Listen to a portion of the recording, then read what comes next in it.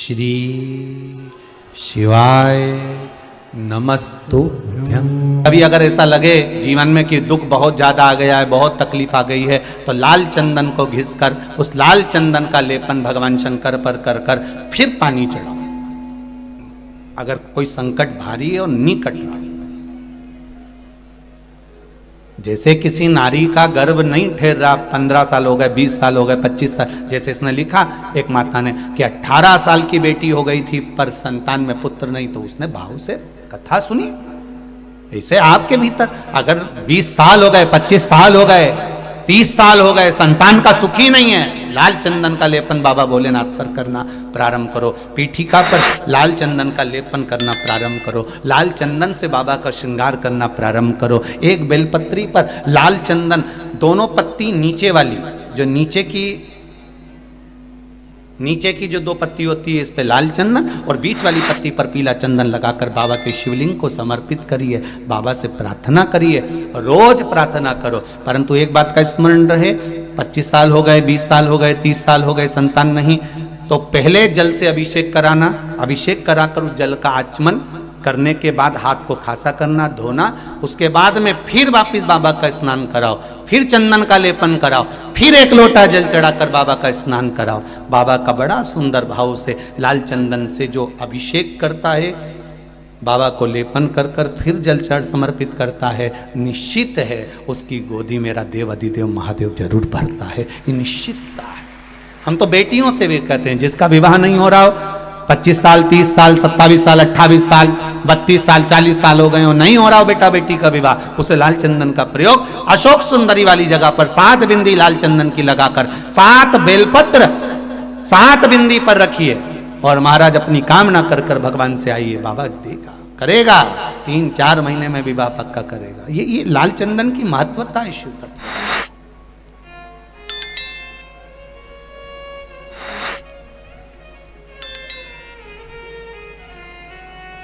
रोग बढ़ गया, बेलपत्री के वृक्ष के नीचे दीप लगाना प्रारंभ करो। बाबा से विनती कर कर घी का दिया लगाइए बेलपत्र वृक्ष के नीचे, बाबा से निवेदन कर। हम भी कहना चाहेंगे कि घर में 5 भाई रह रहे हैं, 6 भाई रह रहे हैं, बहनें रह रही हैं, देवरानी जेठानियां रह रही हैं, ये सबका बहुत प्रेम है। दशरथ जी के यहां पर भी सबका बहुत प्रेम था, पर एक कौन थी वो? मंथरा। वो अयोध्या की नहीं थी। अयोध्या की होती तो ऐसा करती ही नहीं, वो तो कहीं दूसरी जगह की थी वो मंथरा। और उसने जो आग लगाई अयोध्या में, तो राम जी को वन वन डोलना पड़ा। धर्म पत्नी के मुख से एक बार भी नहीं निकलता कि तुम अच्छे से रोटी खाओ, ये सब काम बाद में होता रहेगा।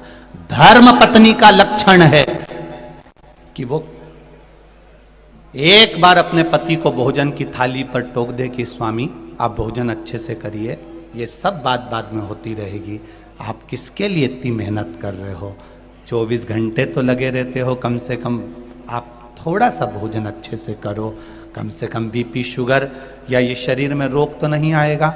आप अगर अच्छे रहेंगे तो ही तो काम आगे बढ़ेगा, तो ही तो कार्य चलता रहेगा। अब आपका शरीर ही ठीक नहीं है तो आप किसके लिए कमाएंगे? फिर किसके लिए? आप फिर किसके लिए कमा रहे हैं? ये धर्म पत्नी का फर्ज है जो अपने पति को कहे। मंदोदरी अपने पति को समझाती थी, भले पति समझे ना समझे। मंदोदरी अपने पति को बार बार ज्ञान उपदेश देती थी, वो समझे ना समझे, पर अपने पति को कहना बंद नहीं करा मंदोदरी ने। एक पत्नी वो होती है, अगर पति चिल्ला के दौड़ जाए, पति कुछ बोल दे तो पत्नी बोलना बंद कर देती है, फिर बोलती ही नहीं, मैं काय को बोलूं, मुझे क्या करना, अच्छा है जाओ तुम। तो नहीं, तुम धर्म पत्नी हो, तुम्हारा फर्ज है। मंदोदरी के ऊपर लंकाधिपति रावण ने तलवार तक खींच ली थी, मैं तुझे मार दूंगा मंदोदरी, अब मत कहना कि जानकी जी को वापस पहुंचाऊं। तो भी मंदोदरी ने कहना बंद नहीं करा, तुम मेरे प्राण ले लो, मना नहीं, पर मैं तुमको समझाए बिना नहीं रहूंगी, सलाह देती रहूंगी कि तुम सतमार्ग पर चलो। भले दुनिया को बुरा लगता रहे, पर अपन अपना मार्ग बताते रहो। अपन अपना मार्ग बताना, पीछे मत हटना।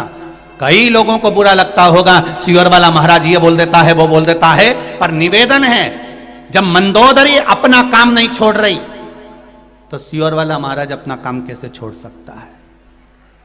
कैसे छोड़ दे वो? सतमार्ग पर लाना, ले जाना, सतमार्ग की ओर प्रेरित करना, सतमार्ग की ओर आगे बढ़ाना। भले दुनिया के लोग अपशब्द कहें, ताने दे, गालियां दे, आड़ा टेढ़ा बोलते रहे, पर आप अपनी मस्ती में मंदोदरी जैसा जीवन, मंदोदरी कोई सहज नहीं थी, बड़ी विद्वानों में विद्वान, सप्त ऋषियों ने अपना ज्ञान मंदोदरी को दे रखा था, इसलिए मंदोदरी रावण जैसे विद्वान को समझाती थी। विद्वान और विद्यावान दोनों में अंतर है। रावण के आगे लिखा रहता था विद्वान, और हनुमान जी के आगे लिखा रहता था विद्यावान गुणी अति चातुर। रावण के आगे विद्वान लिखा रहता था और हनुमान जी के आगे विद्यावान लिखा रहता था। विद्वान और विद्यावान में अंतर है। विद्वान जो होता है वो दूसरे को नीचा दिखाने का प्रयास करता है, और विद्यावान दूसरे को उठाने का प्रयास करता है। विद्वान और विद्यावान में अंतर है।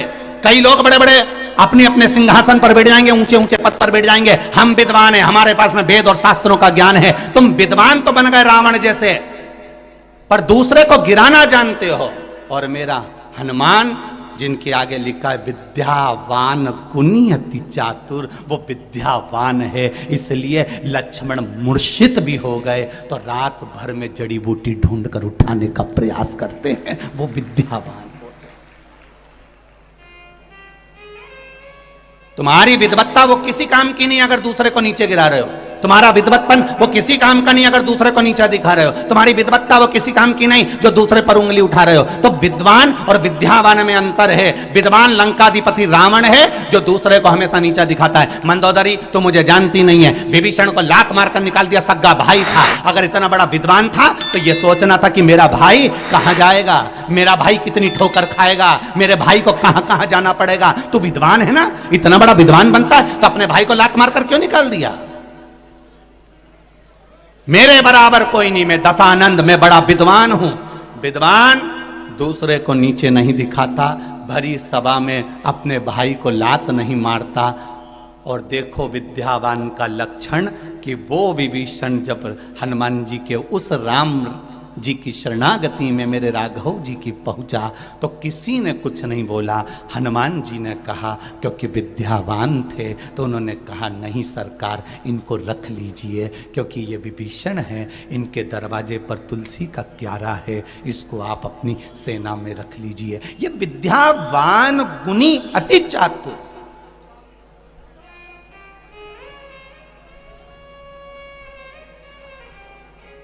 बहुत पढ़ लो, बहुत लिख लो, बहुत बड़े सिंहासन पर बैठ जाओ, बहुत बड़ी सत्ता तुम्हारे पास में आ जाए, तुम्हें बहुत बड़ी कुर्सी मिल जाए, तुम कहीं के अध्यक्ष उपाध्यक्ष, कहीं ये कहीं वो, कहीं तुम ये, तुम्हारे पास में कितने भी पद आ जाएं, पर तुम्हारी विद्वत्ता उसमें होना चाहिए कि तुम विद्वान मत बनना, विद्यावान बनना। एक किसान ने पत्र लिखा है,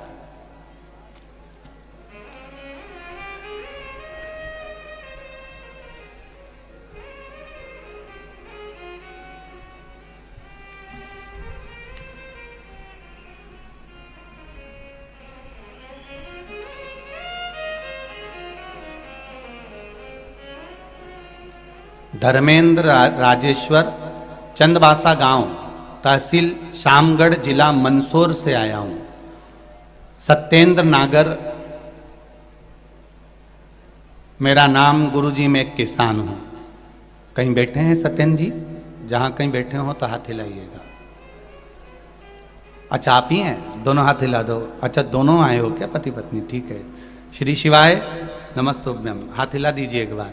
श्री शिवाय नमस्तुभ्यम। मैं सत्येंद्र नागर हूँ, एक किसान हूँ। मेरा बचपन से लेकर अभी तक का जीवन किसानी में बीता है गुरुजी। 2 बीघा खेत है मेरे, उसमें गेहूं की फसल बोई थी, उसके ऊपर बिजली के तार जा रहे थे। गुरुजी मैं रोजाना उनकी निगरानी करता था, पर जब आपकी शिव महापुराण की कथा रतलाम में चल रही थी तब मैं घर पर बैठकर कथा सुन रहा था। और खेतों में नहीं पहुंच पाया। तभी वो तारों से खेत में आग लग गई गुरुदेव, और आग लगी, किसी ने आकर कहा कि तुम्हारे खेत में आग लग गई है बिजली के तारों से। मैं भागा गुरुदेव, खेतों पर जब मैं गया, पूरे गांव के लोग मेरे साथ दौड़कर जब मेरे खेत पर पहुंचे, तो हम क्या देख रहे थे कि हम तो यहां शंकर की कथा सुन रहे थे, वहां पर एक काले रंग का व्यक्ति पूरी आग को बुझा रहा था। एक काले रंग का आदमी पूरी आग को बुझा रहा था, और एक भी गांव वाले ने और एक भी हम लोगों ने एक बाल्टी पानी नहीं डाला, और उस काले रंग के आदमी ने पूरी आग को बुझा दिया। उसके बाद भी गुरुजी बाबा की कृपा देखिए, मेरे 2 बीघे खेत में जो गेहूं हमेशा कम आता था, उसमें 25 क्विंटल गेहूं बाबा ने मुझे दिया। शिव की कृपा। बैठिए महोदय, श्री शिवाय नमस्तुभ्यम, बैठिए। ये शिव है। ओ घड़ी, हम उसके भरोसे पर जी, करो काम, कर्म करना, पीछे नहीं हटना। पढ़ाई करो, डॉक्टर बनो, इंजीनियर बनो, तुम्हारी पढ़ाई पूरी करिए और बड़े दिल से करिए, पर साथ में उस पर भरोसा रखिए, उस पर भरोसा। हमने पहले भी कथा में कहा, तुम भगवान का द्वार संभाल लो, तुम भगवान की कथा संभाल लो, तुम भगवान की कथा को संभालो, वो तुम्हारा घर संभालेगा, निश्चित है, संभालेगा। उसने जन्म दिया है हमको। माता के गर्भ में जब पेट भरकर भोजन दे सकता है, माता के गर्भ में जब हमारी सुरक्षा कर सकता है, माता के गर्भ में जब रह सकता है। कितनी विचित्र बात भीम और अर्जुन ने भगवान कृष्ण से कही, एक कन्हैया, मेरे 5 पुत्र सो रहे थे द्रौपदी की और तुमने उसको नहीं बचाया, और मां उत्तरा के गर्भ में पहुंच गए बचाने के लिए।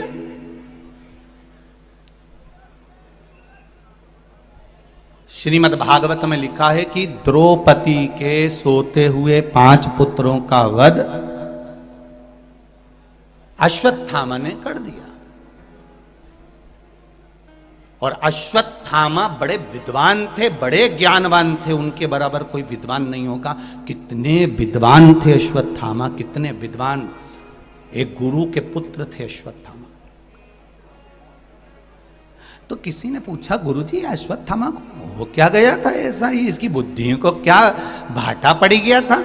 बताओ, इतना बड़ा गुरु, इतनी बड़ी पद, ब्राह्मण पुत्र अश्वत्थामा, एक गुरु का पुत्र अश्वत्थामा, इसकी बुद्धि को क्या हो गया था जो इसने द्रौपदी के सोते हुए 5 पुत्रों का वध कर दिया? इसकी बुद्धि कहां चली गई थी? कहीं नहीं गई थी। अश्वत्थामा आज अपने टेंट से बाहर, युद्ध के मैदान में अपने पंडाल से बाहर,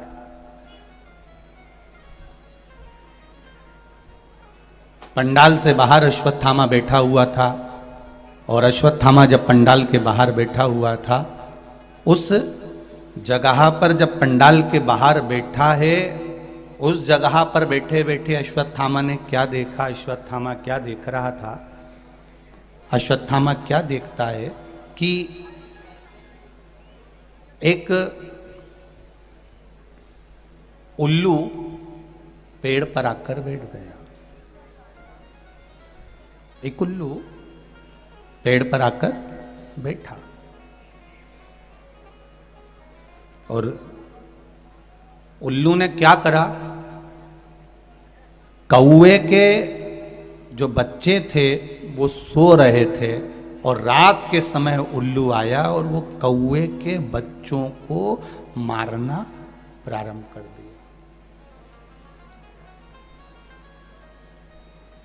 अश्वत्थामा ने देखा कि गजब, अगर दिन में उल्लू आता तो इसको कौवा भगा देता, अगर दिन में उल्लू आता तो इसको कौवा भगा देता, पर ये रात को आया है, इसलिए कौवे के बच्चे मर गए और कौवा इनको देख तक नहीं पाया। अश्वत्थामा की बुद्धि में उल्लू की बुद्धि भर आ गई। और अश्वत्थामा ने ये ज्ञान उल्लू से प्राप्त कर लिया कि अब मुझे भी यही करना है। अगर पांडव दिन में नहीं मरते तो उनको रात को मारूंगा। और रात को पांडव के पुत्र सो रहे थे और अश्वत्थामा ने तलवार उठाकर उनको मारना प्रारंभ कर दिया। ये उल्लू से सीखा था अश्वत्थामा ने।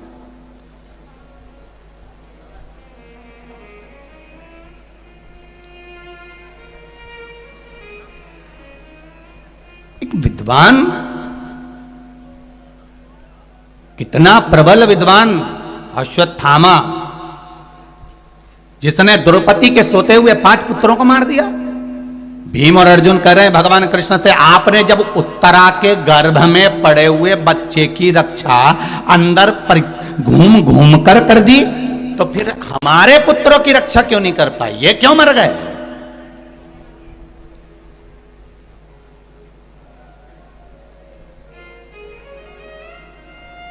इनके मरने का कारण क्या है?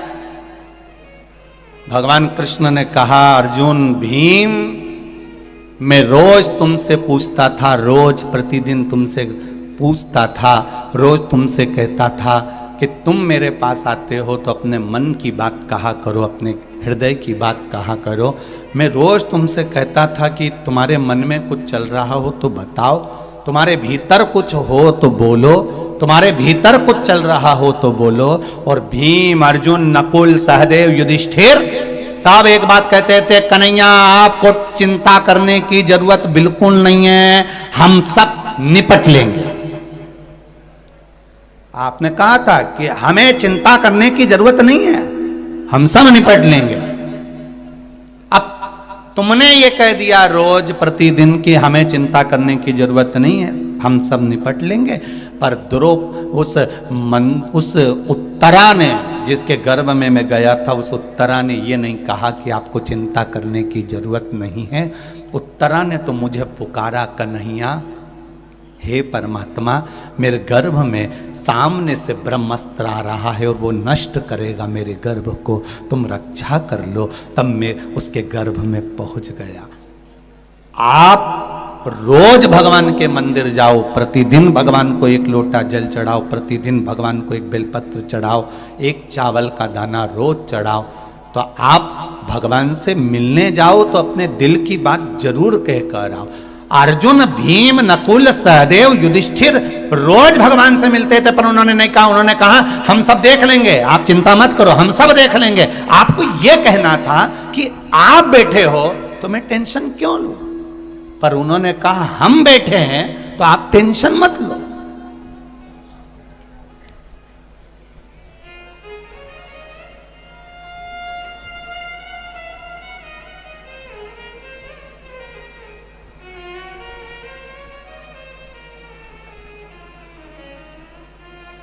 कहीं कहीं का होता है सब, बार बार एक ही बात, मैं बैठा हूं ना, तुम्हें टेंशन लेने की जरूरत नहीं है। मैं बैठा हूं ना, तुम्हें टेंशन लेने की जरूरत नहीं है। मैं बैठा हूं ना, तुम्हें टेंशन लेने की जरूरत नहीं है। और इतनी देर में जनरेटर बंद हो जाए तो,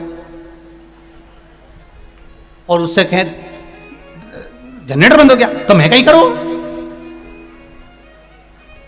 कहीं मैं जनरेटर के अंदर घुस जाऊं, तो तू ही तो बोल रहा था मैं बैठा हूं ना, तो टेंशन लेने की जरूरत नहीं है।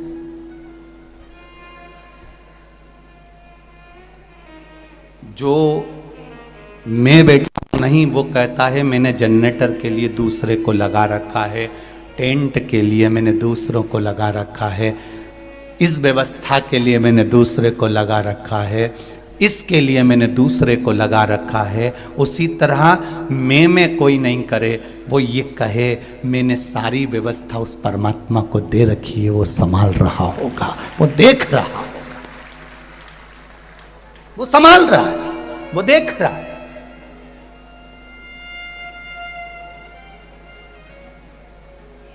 चिकित्सा विभाग की बेटियां, चिकित्सा विभाग के बेटे, चिकित्सा विभाग की बेटियां, जरा सा सफोकेशन हुआ, थोड़ी सी गर्मी पड़ गई, थोड़ा सा बारिश पड़ गई, थोड़ा सा कुछ हुआ, सूचना मिली बेटियों को कि यहां किसी को स्वास्थ्य गड़बड़ हुआ, तो उन्होंने तुरंत आई, देखी, तुरंत। उसी तरह जैसे चिकित्सा विभाग की बेटियां, चिकित्सा विभाग के बेटे जरा सी सूचना पाने के बाद दौड़कर तुम्हारे पास आ जाते हैं। उसी तरह जिसका विश्वास परमात्मा में होता है, तुम्हारे को थोड़ा सा कष्ट आते से भोलेनाथ तुम्हारे पास आ जाता है। ये निश्चित है, ये निश्चितता है।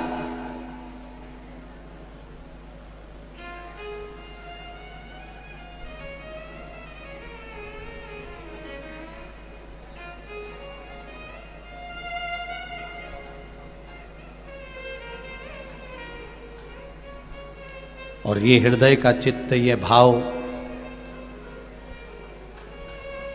हृदय से जब आप परमात्मा से कहेंगे तो वो सुख आपको मिलेगा। पांडव हमेशा कहते रहे आपको टेंशन लेने की जरूरत नहीं है, हम संभाल लेंगे। तो 5 बेटे गंवा दिए उन्होंने केवल यही बोलने में। और उत्तरा के गर्भ में बच्चा था, उसने ये नहीं कहा कि मैं संभाल लूंगी। उत्तरा ने कहा मेरा बाबा द्वारकानाथ बैठा है और मुझे उम्मीद है कि वो मेरे गर्भ को संभाल लेगा। तो वो गर्भ के अंदर ही प्रवेश कर गया। जो भगवान के भरोसे जीता है, भगवान उसकी रक्षा अंदर से भी कर लेता है, उसके भरोसे पर विश्वास रखकर, भाव रखकर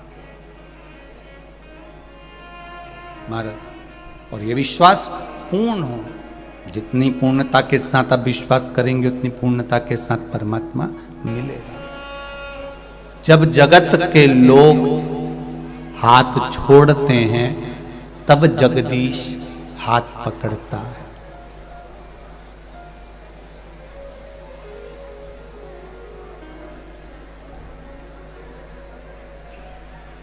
पांडवों ने कहा कि ये 5 पुत्र हमारे और ये मर गए और उत्तरा का गर्भ बच गया, तुम्हारे कारण हुआ है। जितने भी लोग, जितने भक्तजन, जितने भी शिव भक्त इस कॉलेज ग्राउंड में मंदसौर के कथा का विराम दिवस पर कथा सुन रहे हैं, या आस्था चैनल पर कथा सुन रहे हैं, या फेसबुक यूट्यूब पर कथा सुन रहे हैं, उन सब से निवेदन करूंगा प्रतिदिन भगवान के मंदिर जाया करो, 1 लोटा जल चढ़ाया करो। उसका कारण ये है, भगवान से ये कहकर आया करो कि आप बैठे हो तो मुझे कोई टेंशन करने की जरूरत नहीं है, सारी चिंता तुम्हारे ऊपर।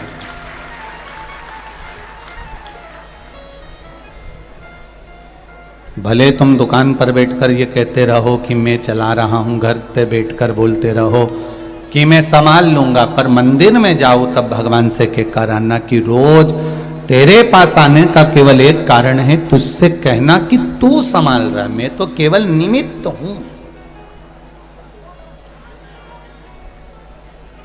मैं तो केवल निमित्त।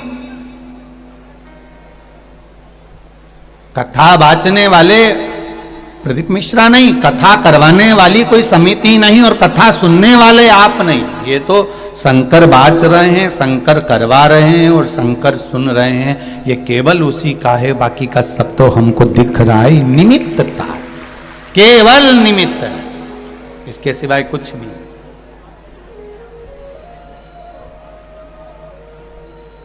हनुमान जी संजीवनी लेकर आए, ये दुनिया जानती है। जब लक्ष्मण मूर्छित हुए, संजीवनी कौन लेकर आए थे? जम के बोलो जरा, बोलो जम के बोलो जरा, हनुमान जी।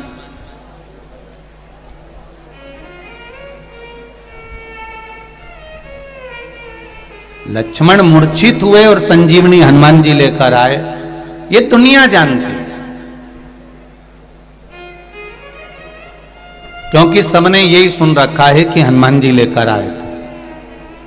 अब आपसे पूछूं कि आप बोल रहे हो कि संजीवनी हनुमान जी लेकर आए थे, तो भरत जी ने बाण छोड़ा था, हनुमान जी के पांव में लगा था, हनुमान जी अयोध्या में नीचे गिरे थे कि नहीं गिरे थे? गिरे थे ना। तो हनुमान जी जब अयोध्या में गिरे थे तो वो पर्वत जो हनुमान जी लेके जा रहे थे वो भी तो अयोध्या में गिरना था, वो गिरा था?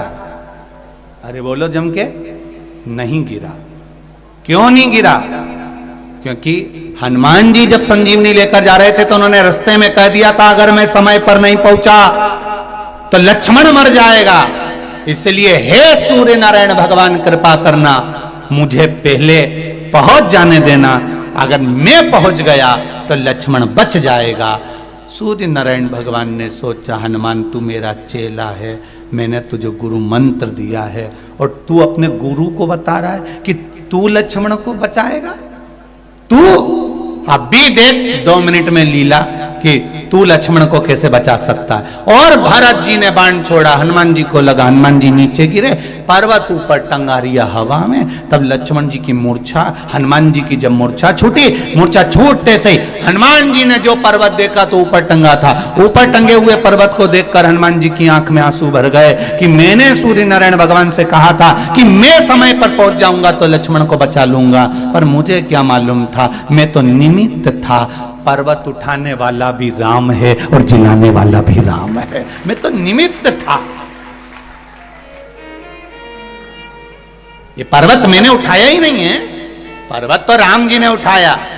और इसके मन में थोड़ा सा रह गया, हनुमान जी के मन में थोड़ा सा भाव और रह गया, तो इतने में हनुमान जी ने भरत जी से कहा, मुझे माता उर्मिला जी से मिलना है, एक बार क्या आप मुझे उर्मिला माता से मिलवा दोगे?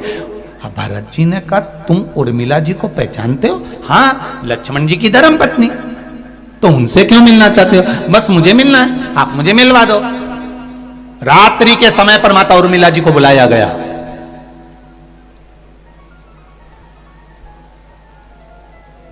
भारत की भूमि की पहली नारी थी जो अपने पति के लिए 14 साल तक हाथ में पानी का लोटा लेकर खड़ी रही थी। 14 वर्ष। क्यों? क्योंकि लक्ष्मण जी ने उर्मिला जी से कहा था, मुझे प्यास लग रही है, पानी लेकर आ जा। उर्मिला जी पानी लेकर आई और लक्ष्मण जी ने कहा, उर्मिला पानी तो अब तेरे हाथ का 14 साल के बाद पीऊंगा। 14 साल तक लोटे को लेकर खड़ी रही, ना सोई ना बैठी, वो उर्मिला थी। 14 वर्ष पानी के लोटे को लेकर खड़ी रही। वो तो आज के जमाने की नी थी। अगर आज के जमाने की होती और पति कह देता पानी ला दे और ये ट्रे में पानी लेके आ जाती कि लो, और पति लैपटॉप पे काम कर रहा है या कंप्यूटर पर काम कर रहा है या लिखा पढ़ी कर रहा है, फिर बोलती ले लो, पति अपने काम में लगा हुआ है, इसने ट्रे नीचे धरी, तुम्हारे बाप के नौकर धरे रखा, पी लेना है जब पीना हो। वो गई वो तो वो जाए। एक कप चाय बनाती है और 25 बार सुनाती है जगदम्बा। 4 घंटे से रखी है, पी लो, ठंडी हो रही है, डबल से गर्म नहीं करूंगी, पहले बोल दे रही हूं। तो पति भी कह देता है मत कर, तेरी जीवान से इतनी गर्म हो गई तो उसको वैसे ही पी जाऊंगा। और बेचारा ठंडी चाय भी पी गया, उन्हें एक बार नहीं की है, गर्म कर ला डबल से।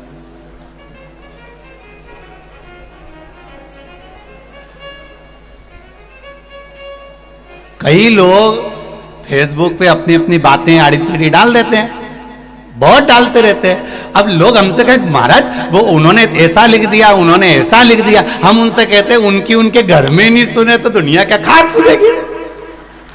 जो फेसबुक पे डाल दे, बोले तो बोले, आग लगे बस्ती में, अपन रहे हो मस्ती में कि नहीं गुरुजी उन्होंने ऐसा लिख दिया, उन्होंने ऐसा लिखने दे। उनकी अगर घर में 2 मेहमान आ जाए और चाय बना के पिला दे और उसके बाद फिर मेहमान आ जाए, किसी पति में दम हो तो बोल दे एक बार डबल से, इनके लिए इतने प्रेम से बोलेगा, बना देगी क्या? जब उनकी लुगाई नहीं सुने तो दुनिया क्या खाक सुने? और कि इनकी बात तो सारा जमाना सुने, उनका घर का ही नहीं सुने, कि सारा जमाना सुने, कौन सुने? मुझे उर्मिला जी से मिलना। उर्मिला जी आई ने हाथ में पानी का लोटा था। हनुमान जी ने कहा माता उर्मिला से, माँ, ए माँ, आपको मालूम है आपके पति अंतिम सांसें गिन रहे हैं, अगर मैं समय पर नहीं पहुंचा ना माँ, आपके पति मर जाएंगे। उर्मिला जी ने पूछा, हनुमान मेरे पति को क्या हुआ है? हनुमान जी बोले, आपके पति को बाण लगा है और मूर्छा में पड़े हुए। उर्मिला जी ने कहा मेरे पति को बाण नहीं लग सकता, ये मेरा विश्वास कहता है। भाई भरोसा देखना, जितना भरोसा मंदसौर वालों को शंकर जी पर है, इसलिए इतनी संख्या में धूप में पड़े हुए खड़े हुए हो, ऐसा भरोसा माता उर्मिला को था। बाण मेरे पति को नहीं लगा। हनुमान जी कहने लगे तुम सुन के पगला गई हो। किसी किसी को अचानक बता दिया जाता है कि तेरे पति के साथ ऐसा हो गया तो उसकी बुद्धि फिर जाती है और रोने की जगह वो हंसने लगती है। मुझे लगता है तुम्हारी बुद्धि फिर गई जो तुम ऐसी बात कर रहे हो। तुम्हारे पति को बाण लगा है, मूर्छा में वो पड़ा है। ओ, मैं कहती हूं मेरे पति को बाण नहीं लगा है। अब ये बता राम जी क्या कर रहे हैं वहां पर? जहां मेरा पति पड़ा है वहां राम क्या कर रहे हैं? हनुमान जी बोले अब भाई को देख के रो रहे हैं, आंख में आंसू हैं। जिस भाई की दशा ऐसी है तो रोएंगे नहीं क्या? उर्मिला जी बोली हनुमान तू यही तो नहीं समझता है, मेरे लक्ष्मण पति के रोम रोम में राम था, जहां बाण लगा वहां भी राम था, इसलिए लक्ष्मण सो रहा है, राम रो रहा। लक्ष्मण सो रहे हैं, रो राम रहा है, क्योंकि बाण लक्ष्मण को नहीं, जम के बोलो राम को लगा है। तो हनुमान जी ने पूछा फिर लक्ष्मण जी काहे को सो रहे हैं? उर्मिला जी बोली जब यहां से गए थे तो उन्होंने संकल्प लिया था 14 वर्ष तक नारी और निंद्रा का त्याग करता हूं। मेरे राम जी ने सोचा एक व्यक्ति अनंत चौदस के दिन, अनंत चतुर्दशी के दिन झांकी देखने में रात भर जगता है तो दूसरे दिन दुकान भी सही से नहीं खोलता है। दूसरे दिन एक रात शादी में जग लेता है, अनंत चतुर्दशी पे जग लेता है, एक रात जगता है तो दूसरे दिन दुकान पर मन नहीं लगता, दुकान सही से नहीं करता। भगवान ने सोचा युद्ध के मैदान में युद्ध लड़ाने से पहले लक्ष्मण को थोड़ी देर सुला देता हूं, अगर सो गया कि नींद पूरी हो गई फिर तो युद्ध ऐसा लड़ेगा कि सारी दुनिया देखेगी। इसलिए राम जी ने थोड़ी देर सुला दिया। राम जाग रहे हैं, लक्ष्मण सो रहा। बाण जहां रोम रोम में राम है, बाण भी वहीं लगा है। ये तो दुनिया को दिखा कि संजीवनी हनुमान जी ले गए, पर हनुमान जी नहीं ले गए, वो तो राम जी लेके जा रहे थे। हनुमान तो निमित्त थे। बाण भी लक्ष्मण को नहीं लगा था, राम को लगा था, इसलिए राम जी रो रहे थे। कांटा तुम्हारे पांव में चुभेगा तो दर्द तुम्हें होगा। अगर भगवान शंकर के भक्त, भगवान राम के भक्त, चाहे तुलसीदास हो, कबीरदास हो, रविदास हो, संत तुकाराम, नामदेव, मीरा, करमान, जितने भारत की भूमि के संत हुए, रामकृष्ण परमहंस हुए, जितने भारत की भूमि के संत हुए, अगर आप भगवान के भक्त हो, आपका विश्वास अगर दृढ़ है, परमात्मा के चरणों में तुम्हारा भाव दृढ़ है, तो तुम पर दुख आया तो तुम नहीं रोगे, तुमसे ज्यादा मेरे महादेव को रोना आएगा कि मेरा भक्त रो रहा। एक भक्त को ऊपर उंगली उठाना, एक भक्त को अपशब्द कहना, एक भक्त के लिए आड़ा टेढ़ा कहना कोई सरल नहीं है। कहने वाला कह देता है, अपशब्द कहने वाला कह देता है, उंगली उठाने वाला उंगली उठा देता है, पर बाद में भक्त को फर्क नहीं पड़ता। नामदेव तुकाराम को कोई फर्क नहीं पड़ा, फर्क पड़ा उनके भगवान को कि मेरा भक्त और उसके लिए ऐसा। तो भगवान ने तुरंत लीला रचना प्रारंभ कर दी। वो लीला डाली है। जगत के लोग जब हाथ छोड़ते हैं, जगत के लोग जब साथ छोड़ते हैं, जगत के लोग जब ताना देते हैं, जगत के लोग जब गालियां देते हैं और जगत के लोग जब साथ छोड़ देते हैं, तभी जगत छोड़ता है, तब जगदीश पकड़ता है। जब तक जगत नहीं छोड़ेगा तब तक जगदीश नहीं पकड़ेगा, निश्चित है। ये गाली देने वाले दे, अपशब्द कहने वाले के ये कहेंगे तभी तो हमारा महादेव हमारी सुनेगा। लोग तुमसे कहेंगे बताओ कितनी ढोंगी है बताओ।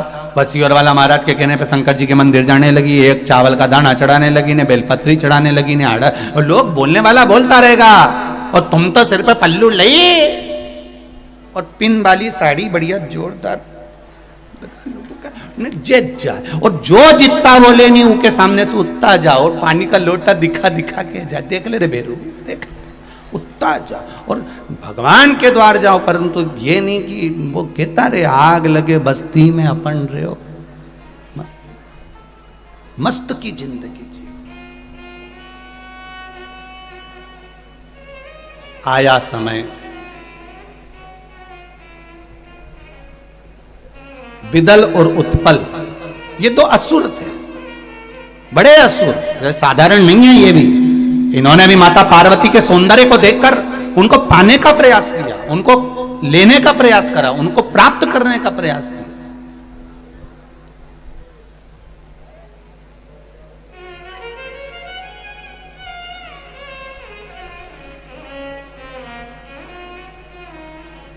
और गार्डन में फूल लगा हुआ है, उसको लगे रहने दो, उसको तोड़ना नहीं है। आंखों से देखिए, सुगंध ली, आनंद पाया, पर उसको तोड़ने का प्रयास ना करा जाए, उसको तोड़ने का प्रयास ना किया जाए। भगवान ने सुंदरता दी है, सुंदर बनाया है, पर शिव पुराण कहती है आपकी दृष्टि को और मन को बिगाड़ना नहीं है, उनको देखकर।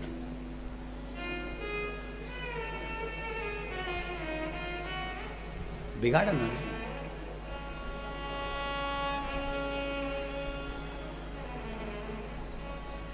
आज सबसे ज्यादा विडंबना की बात यह है कि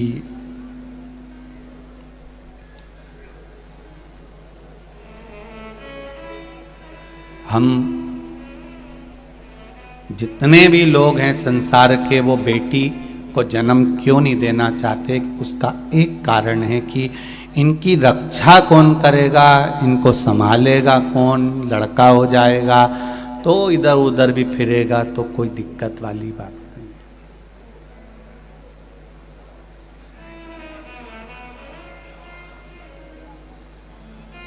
बहुत ध्यान देना, बेटे को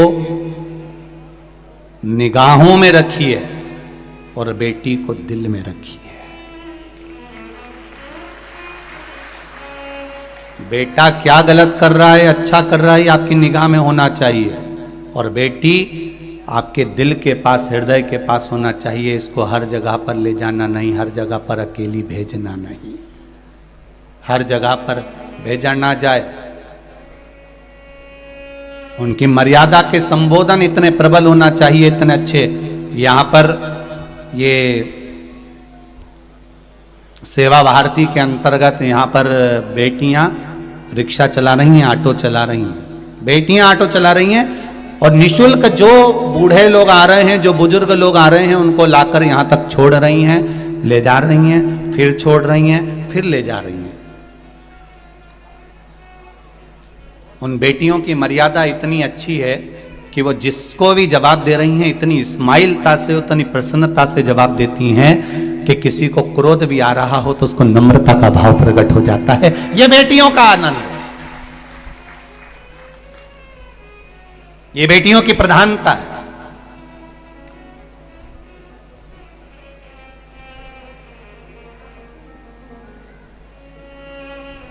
दिल से सेवा करो, हृदय से। बेटियां, बेटे निगाह में रहें और बेटियां दिल में रहे। बेटियों को ज्यादा इधर उधर नहीं, हमारी दृष्टि में बेटियों का भाव नहीं, हमारे दिल में बेटियों का भाव होना चाहिए, सम्मान होना चाहिए।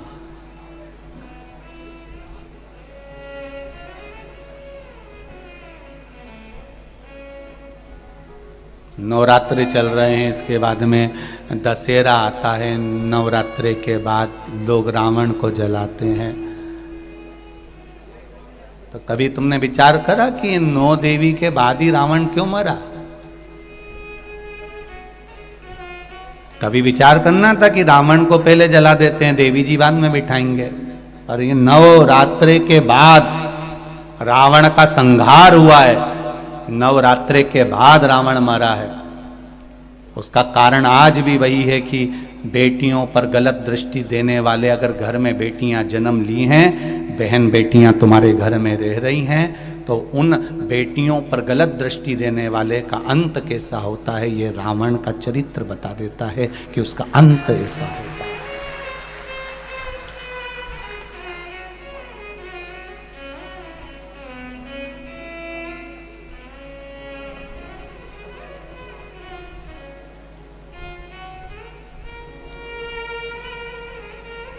उसका अंत कैसा है? रावण दशहरे के दिन जला,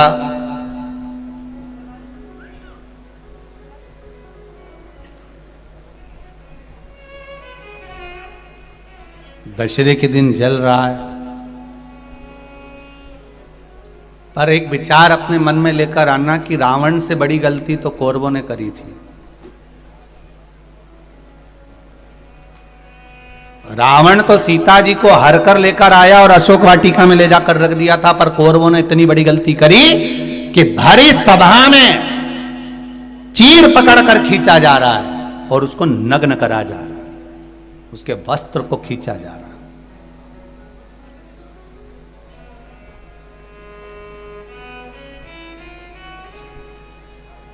रावण से ज्यादा गलती करी है कौरवों ने कि एक नारी को भरी सभा में ले जाकर उसके चीर को खींचकर उसको नग्न करने का प्रयास किया गया। रावण तो सीता को लेकर गया, अशोक वाटिका में ले जाकर रख दिया,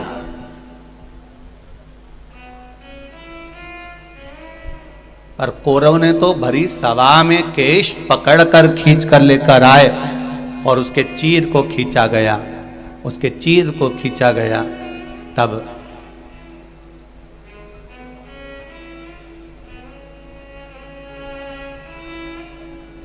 रावण से ज्यादा गलती कौरवों ने करी। उसके बाद भी दुर्योधन का, ना दुशासन का, ना कौरवों के किसी भाई का आज तक पुतला मुतला जलते नहीं देखा अपन ने। तो तुम्हारे मंदसौर वालों ने कहीं देखा हो तो जरूर फोटो खींच के मेरे को भेजना कि कौरवों ने इतनी बड़ी गलती करी थी जितना रावण नहीं करा है। रावण तो सीता जी का हर का लेकर आया और अशोक वाटिका में रख दिया, पर कौरवों ने एक रजस्वला धर्म में रहने वाली, रजस्वला धर्म का तीसरा दिन उसके बाल पकड़कर खींच कर लेकर आए और बाल पकड़कर खींच कर लेकर आकर यहां उसके चीर को खींचा जा रहा है।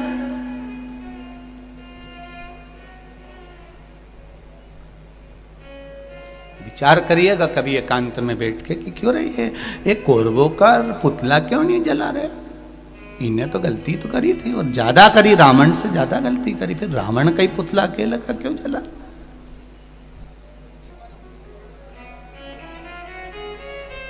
और रावण ने तो केवल सीता जी को हरकर अशोक वाटिका में ले जाकर रखा था, फिर इसका पुतला जला और कौरवों का नहीं जला। उसका कारण क्या था?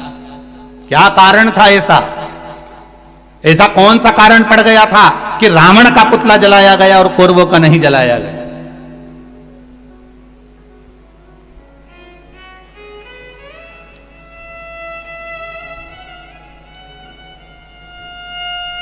क्योंकि रावण सीता को लाने के बाद जिद पर अड़ा रहा।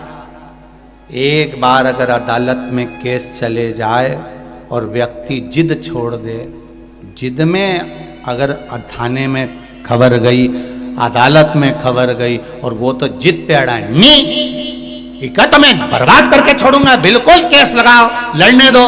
10 साल हो गए, 15 साल हो गए, अदालत में ही सड़ रहे हैं, पड़े हैं और अभी भी जिद नहीं छोड़ रहे हैं। अगर एक बार व्यक्ति जिद छोड़ दे तो अदालत के आधे केस केवल राजीनामा में ही निपट जाए। लंकाधिपति रावण जिद नहीं छोड़ पाया और कौरवों के केवल 2 भाई थे, दुर्योधन और दुशासन, जो कि जिद पर अड़े रहे। बाकी के भाइयों ने 98 ने जिद छोड़ दी, इसलिए इन कौरवों के पुतले नहीं जले और उस लंकाधिपति रावण के जले, क्योंकि जिद पर अड़ा रहा।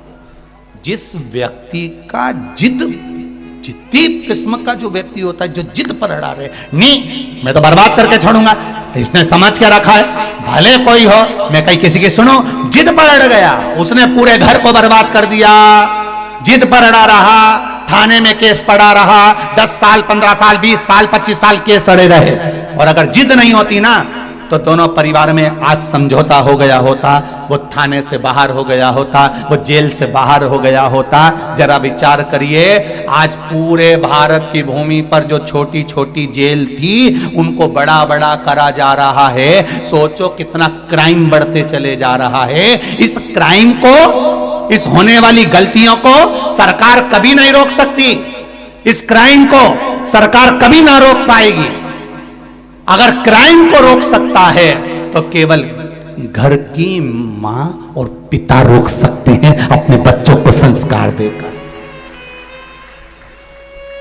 अपने बच्चों को सिखाओ, गीता का पाठ करना सिखाओ, उस गीता का महत्व बताओ। और बेटे से कहो बेटा अभी छोटे हो तो गीता पढ़ना सीख जाओ, इस गीता के महत्व को जान जाओ, इस गीता के शब्द को जान जाओ। जो बाल्य अवस्था में गीता के महत्व को जान जाता है वो अदालत में खड़े होकर गीता पर हाथ रखकर कसम नहीं खाता है। उसको कसम खाने की जरूरत नहीं पड़ती, जो गीता के महत्व को जान गया, जो गीता के शब्द को पहचान गया, जो गीता के संबोधन को जान गया। अपने बच्चों को गीता का महत्व समझाइए, अपने बच्चों को रामायण का महत्व समझाइए, अपने बच्चों को श्रीमद् भागवत का, शिव महापुराण का महत्व समझाइए। जब इस सनातन धर्म के बच्चे एक एक शब्द को समझेंगे तो उन बच्चों को अदालत में खड़े होकर गीता पर कसम खाने की जरूरत नहीं पड़ेगी।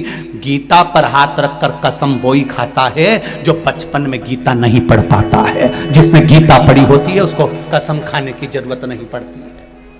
क्राइम को सरकार नहीं रोक सकती, क्राइम को सरकार कभी नहीं रोकेगी।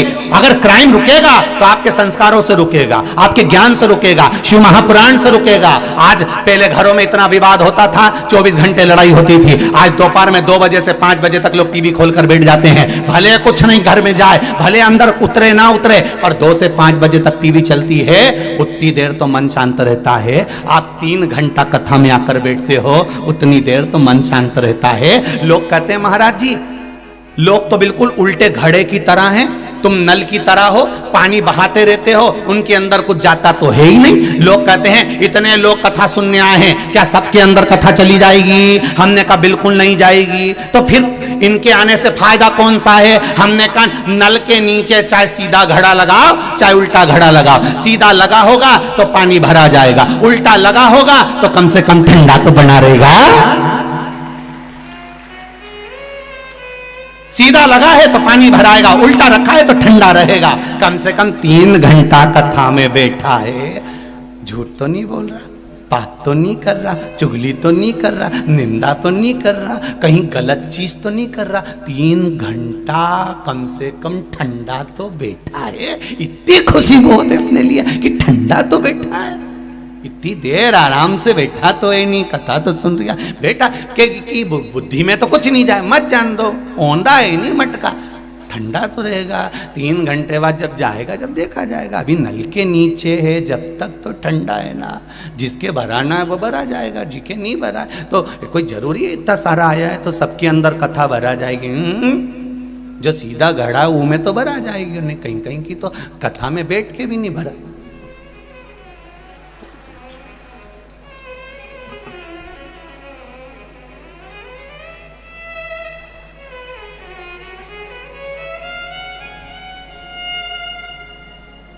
नहीं भरा। आरती के समय पर कई लोगों का ध्यान भगवान की ओर होता है और कई लोगों का ध्यान चप्पल की ओर होता है।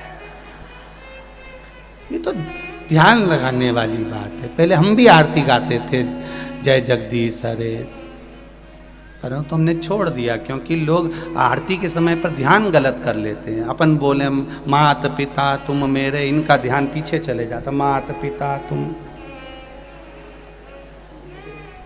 और इनका ध्यान चला जाए। और फिर वो चप्पल कहीं चली जाए तो ये आरती में सोच ले अपनी तो चली गई, शरण गऊं में किसकी, अब मैं किसकी ले जाऊं। तब समझ में आया कमला की अच्छी रखी है, ये अब यार इधर से उधर देखेगी और मैं निपटा बैठूंगी, बस इतना ही। अब ये तो घड़े के ऊपर है, तुम सीधा घड़ा रखा है तो कथा मिलेगी, सीधा घड़ा है तो अच्छा ढूंढ लोगे, सीधा घड़ा है तो 7 दिन की शिव महापुराण में से कुछ अच्छा निकालने का प्रयास कर लोगे, सीधा घड़ा है तो शिव महापुराण आपको अच्छी लगेगी, और अगर उल्टा घड़ा है तो 3 घंटा तो बैठ लेगा, उसके बाद यहाँ से जाने के बाद फिर निंदा में लग जाएगा, हाँ वो तो महाराज ही बेकार है, उसका तो काम केवल बवाल मचाना है। कल कथा में बोल दिया कि काशी में परमिशन नहीं मिली, आज परमिशन बाबा की कृपा से। ये तो जहां जाए पहले बवाल मचाए फिर कथा चालू होता है, हम काय का मचाए, लोग कहे तो क्या करो सर।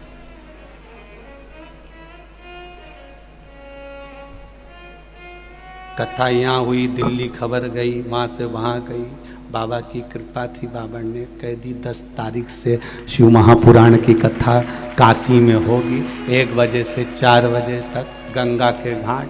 तो ये शिव है, ये शंकर है, और घड़ी सीधा घड़ा अच्छाई भरने का प्रयास करेगा। और मेरी बहनें, जितने लोग इस महापुराण की कथा में बैठे हैं, जितने लोग आस्था चैनल पर, फेसबुक, यूट्यूब पर सुन रहे हैं, ये मेरा विश्वास करता है कि आप में कोई उल्टा घड़ा नहीं, सब सीधे घड़े हो जिसमें भरा रहा है शिव तत्व, भरा रहा है शंकर की कथा, भरा रहा है, और वो अंदर प्रवेश कर रही है जो जगत के उद्धार का काम करे। चढ़ाओ 1 लोटा जल। कभी कभी अगर ऐसा लगे जीवन में कि दुख बहुत ज्यादा आ गया है, बहुत तकलीफ आ गई है, तो लाल चंदन को घिसकर उस लाल चंदन का लेपन भगवान शंकर पर कर कर फिर पानी चढ़ाओ। अगर कोई संकट भारी है और नहीं कट रहा, जैसे किसी नारी का गर्भ नहीं ठहर रहा, 15 साल हो गए, 20 साल हो गए, 25 साल, जैसे इसने लिखा एक माता ने कि 18 साल की बेटी हो गई थी पर संतान में पुत्र नहीं, तो उसने भाव से कथा सुनी।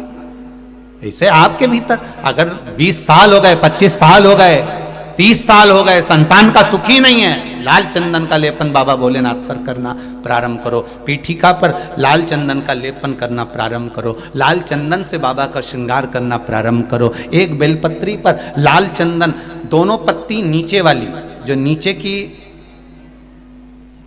की जो 2 पत्ती होती है, इस पे लाल चंदन, और बीच वाली पत्ती पर पीला चंदन लगाकर बाबा के शिवलिंग को समर्पित करिए, बाबा से प्रार्थना करिए, रोज प्रार्थना करो। परंतु एक बात का स्मरण रहे, 25 साल हो गए, 20 साल हो गए, 30 साल हो गए, संतान नहीं, तो पहले जल से अभिषेक कराना, अभिषेक कराकर उस जल का आचमन करने के बाद हाथ को खासा करना, धोना, उसके बाद में फिर वापिस बाबा का स्नान कराओ, फिर चंदन का लेपन कराओ, फिर 1 लोटा जल चढ़ाकर बाबा का स्नान कराओ। बाबा का बड़ा सुंदर भाव से लाल चंदन से जो अभिषेक करता है, बाबा को लेपन कर कर फिर जल चढ़ समर्पित करता है, निश्चित है उसकी गोदी मेरा देव अधिदेव महादेव जरूर भरता है, ये निश्चितता है।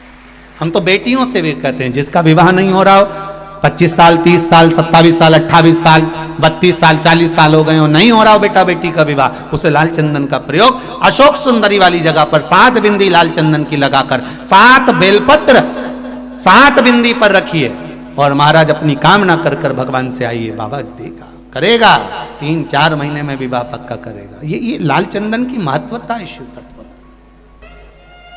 चित्तवृत्ति में शिव को समाइए। विदल उत्पल ने गलत दृष्टि से माता पार्वती को देख लिया था और माता का हाथ पकड़ने के लिए आतुर हुए।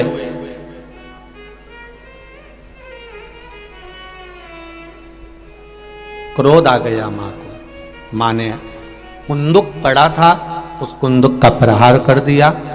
शिव जी के चरणों में जाकर वो कुंदुक गिरा।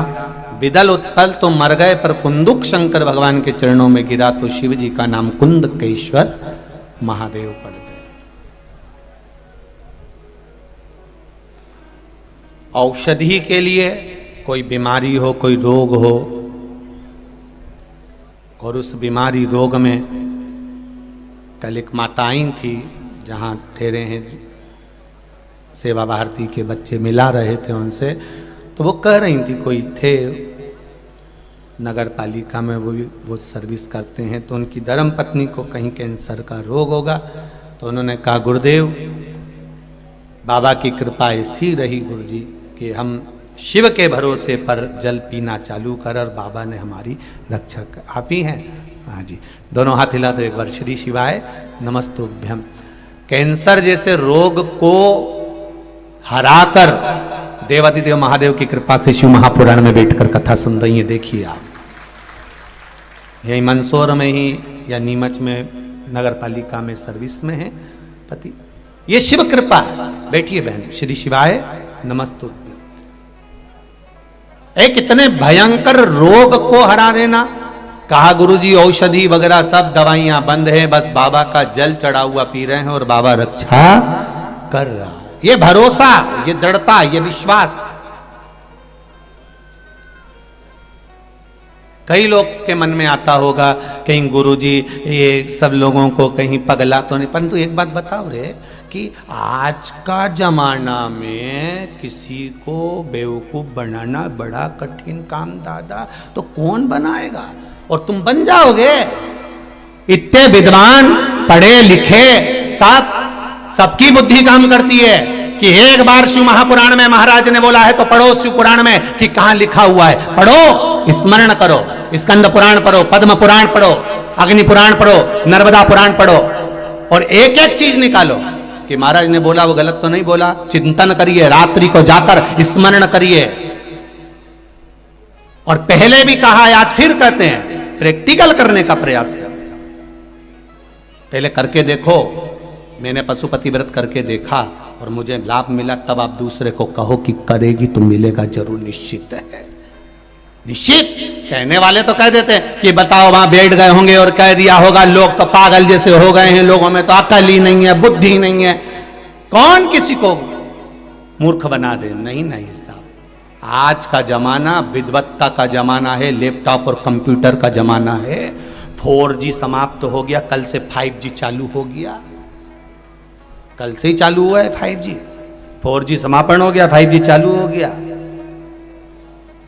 इतना विद्वत्ता का युग चल रहा है, कोई किसी को अपशब्द नहीं कहता और कोई किसी को कुछ नहीं कहता।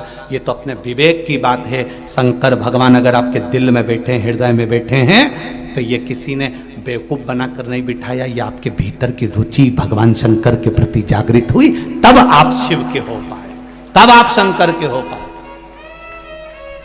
शिव ऐसे ही नहीं मिल जाता है।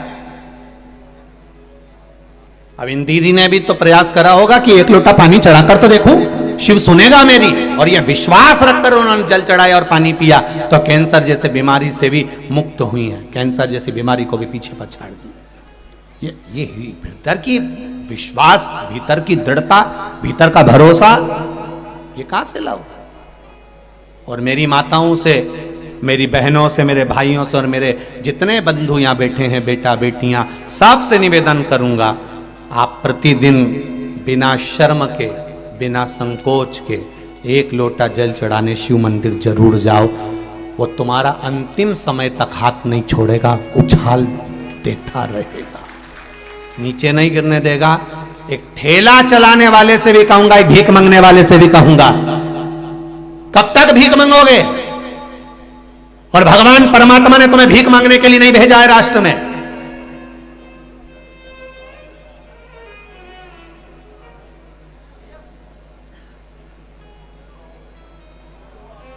भीख मांगने के लिए भगवान किसी को नहीं बुलाया अपने भूमि पर। कब तक भिक्षा मांगोगे? नहीं, परमात्मा की शरण में जाइए। और एक निवेदन करूंगा सबसे, कर्जा किसी से मत लो, क्योंकि जिंदगी भर कर्जा का नाम है कर कर के जा, और उसी का नाम है कर्जा। जिंदगी भर चुका चुका के मर जाते हो, बच्चों को चुकाना पड़ता है। एक बार अगर कर्जा लेने की जरूरत पड़े तो मेरे महादेव के चरणों में जाकर 7 दिन लगातार घी का दिया लगाकर बेलपत्र समर्पित कर कर जल चढ़ाना। रोज एक बेलपत्री उठाकर घर में लेकर आना और उससे कहना कि तू कृपा करना कि मुझे कहीं कर्जा लेने की जरूरत नहीं पड़े और मेरा काम निकल जाए पूरा। एक पत्र आया है, एक पत्र में एक भाई दुकान के लिए कर्जा ले रहा है। देखिए उस पत्र में कितने सुंदर बात उसने कही।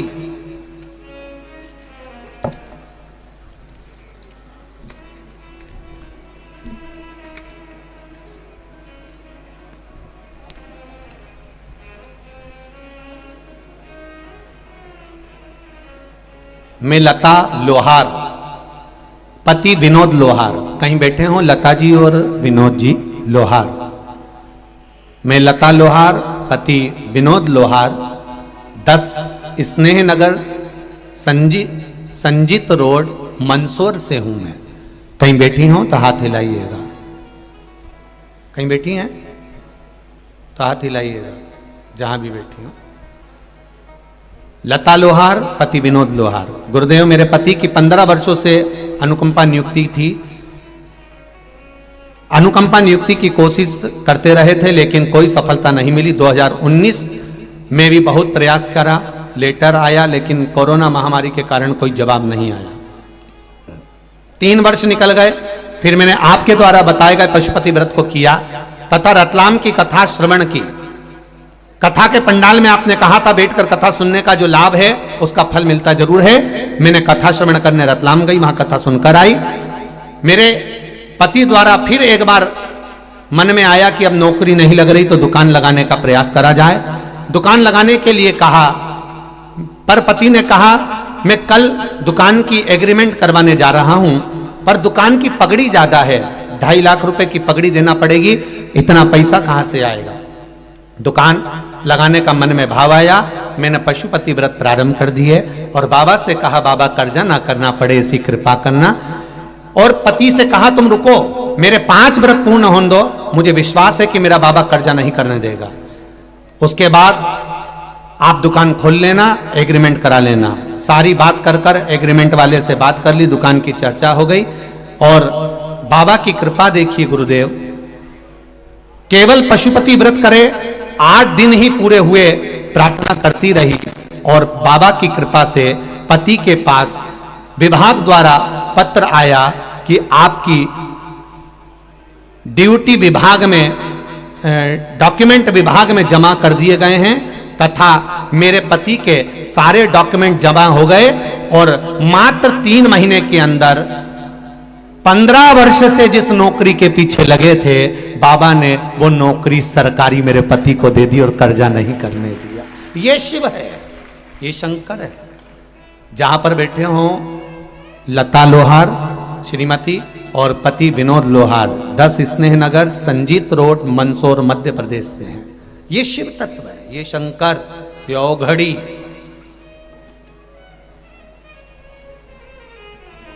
आप उससे कहो तो, और फिर कहूंगा एक निवेदन, सियोर वाले महाराज पर एक रत्ती का भरोसा मत करना, पर भरोसा करना तो मेरे देवादिदेव महादेव पर करना, वो साथ देगा। सियोर वाला तो यहीं रह जाएगा, ऊपर तक तो मेरा महादेव ही जाएगा। कौन किसके साथ गया है? आपको दुख आया तो क्या कोई आकर खड़ा हो जाएगा कि सियोर वाला महाराज आकर खड़ा हो जाएगा? सियोर वाला महाराज आकर खड़ा नहीं होगा। जब द्रौपदी का चीर खिंचा रहा था तो सारे गुरु भी बैठे हुए थे पर द्रौपदी के चीर को नहीं बचा पाए। जब गुरुओं ने कहा कि द्रौपदी क्या चाहती है, द्रौपदी कहती है मैंने आपसे गुरु मंत्र लिया है, आप मेरे गुरु हो। अरे मेरा चीर खींच रहा है गुरुदेव, तुम तो बोलो। गुरुजी कहते हैं द्रौपदी यहां सभा में जितने बैठे कोई साथ नहीं देगा, तेरा गुरु मैंने मंत्र दिया, मैं भी साथ नहीं दूंगा। पर एक बात याद करना द्रौपदी, गुरु भले साथ ना दे पर गुरु ने जो वचन कहा है वो साथ दे जाएगा। तो बुला उसको। द्रौपदी मैंने जो मंत्र दिया था पढ़, और द्रौपदी ने फिर मंत्र पढ़ा तो भगवान द्वारिकाधीश ने आकर चीर बचाया। गुरु साथ ना देगा पर गुरु का वचन साथ दे जाएगा। आप भी याद रखना, हम भले तुम्हारे सामने खड़े हो ना हो पर एक बात याद रखना कि श्री शिवाय नमस्तुभ्यम और 1 लोटा जल तुम्हारा साथ आखिरी तक देख कर जाएगा। वो तुम्हें छोड़ेगा नहीं, छोड़ने वाला नहीं है, कोई किसी का साथ नहीं देता।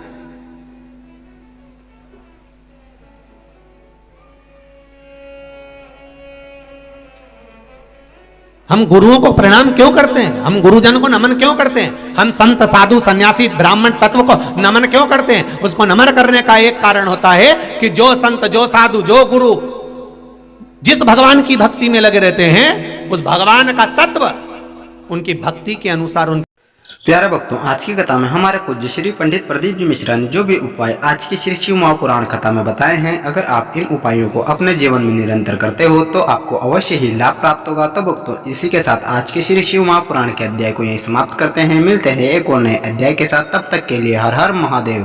प्यारे भक्तों, अगर आपने अभी तक हमारे चैनल को सब्सक्राइब नहीं किया है तो प्लीज चैनल को सब्सक्राइब करके कमेंट बॉक्स में हर हर महादेव अवश्य लिखिएगा। और श्री शिव महापुराण का भाग 2 देखने के लिए हमारे चैनल को सब्सक्राइब करके वीडियो को एक दिल से लाइक जरूर कर दीजिएगा। तो भक्तों, मिलते हैं एक और नए वीडियो के साथ, तब तक के लिए हर हर महादेव।